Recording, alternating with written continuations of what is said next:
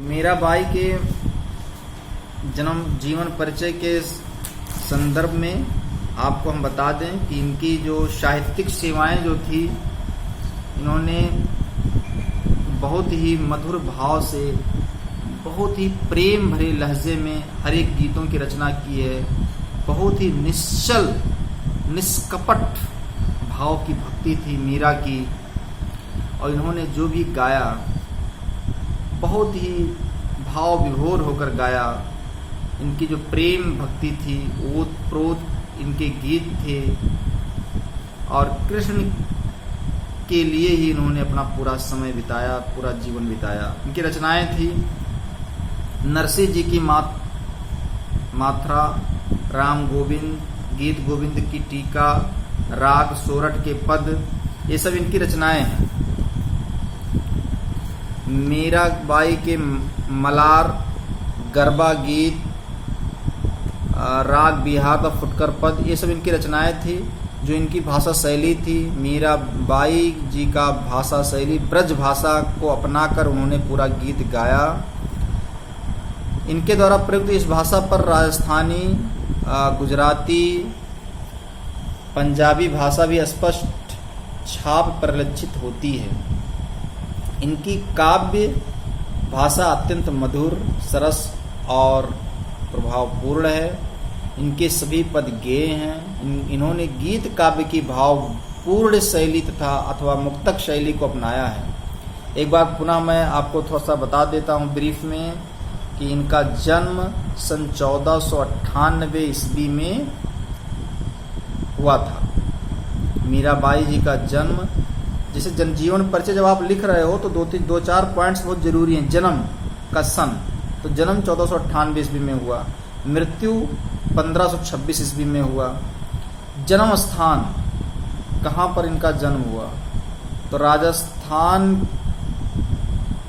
में चौकड़ी, मेवाड़ जिसे कहा जाए, अभी तो चौकड़ी कह रहे हैं, पहले मेवाड़ कहते थे उसी को, तो वहीं पर इनका जन्म हुआ। इनके जो पिताजी थे उनका नाम रतन सिंह था। इनके जो पति थे उनका नाम भोजराज था, और इनकी जो भाषा थी वो ब्रज भाषा थी। मीरा जी को मारने का प्रयास भी किया गया। जब वो साधु संतों के साथ बाहर निकलती थी, वो राजा के घराने में उनकी शादी हुई थी, महाराजा राणा सांगा के ज्येष्ठ पुत्र से हुई थी। जब इनके पति एक्सपायर कर गए तो मीरा जी का मन घर में तो लगा नहीं, घर के लोगों के साथ अच्छा उनको लगा नहीं, तो वो अधिकतर समय साधु संत जहाँ भी देखती उन्हीं के साथ चली जाती, भजन गाती, कीर्तन करती। और ये बात राणा सांगा को नागवार गुजरा अच्छा नहीं लगा। उन्होंने प्रयास किया कि मीरा को मरवा दें, और राणा सांगा ने अपने आदमियों से कहा कि एक जहर का प्याला लिया और कहा ले जाओ मीरा को दे दो। लोगों ने कहा तो मीरा जी ऐसे तो पिएंगे नहीं, बोलेंगे क्या है क्या नहीं है, तर्क वितर्क होगा। राणा सांगा ने कहा बता देना कि भगवान का प्रसाद है, पी लेगी और मर जाएगी। लेकिन देखिए भक्ति इतना प्रबल होता है, इतना फोर्सफुल होता है कि मीराबाई जहर भी पी गई, प्रभाव नहीं हुआ, क्योंकि वो जहर पी तो गई लेकिन पॉजिटिविटी इतनी ज्यादा थी कि निगेटिविटी पर हावी नहीं हो सकी। जहर पी गई, मरी नहीं, साकुशल बच गई।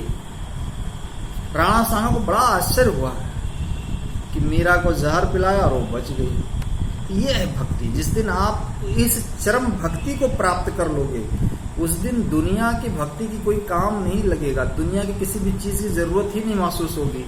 कि जो कुछ भी है सब कुछ तो उन्हीं का दिया हुआ है। हमारी जरूरत, आज आदमी सिर्फ जरूरत से परेशान है। बेटा का जरूरत, पत्नी की जरूरत, माँ की जरूरत, भाई की जरूरत, घर चाहिए, द्वार चाहिए, खेत चाहिए, खलिहान चाहिए, पैसा चाहिए, बैंक बैलेंस चाहिए, घर में एक आलीशान प्लेस चाहिए, महल बनाना है, ये व्यवस्था करना है, ये जरूरत ही आदमी की समस्या का जड़ है। लेकिन जिस दिन ये हो जाता आदमी को, करने वाला तो वही है, हम लोग तो सिर्फ बस एक माध्यम है काम करने के, बाकी सब कुछ तो ऊपर वाले ही करते हैं, ईश्वर ही करते हैं। फिर आदमी की समस्या थोड़ा सॉल्व हो जाती है और एक अच्छी दिशा की शुरुआत होती है, एक अच्छे रास्ते की शुरुआत होती है। एक अच्छी भक्ति चाहिए, मीरा वाली भक्ति चाहिए। जप माला छापा तिलक सरय न एको काम, मन कांचे नाचे वृथा सच्चे मन से राम। जब तक भगवान की भक्ति सच्चे मन से नहीं होगी, जप माला छापा तिलक ये सबसे कोई काम होने वाला नहीं है। इसलिए सच्ची भक्ति करना है। इस तरह से जीवन परिचय समाप्त होता है। फिर आपको आगे का लेसन मिलेगा।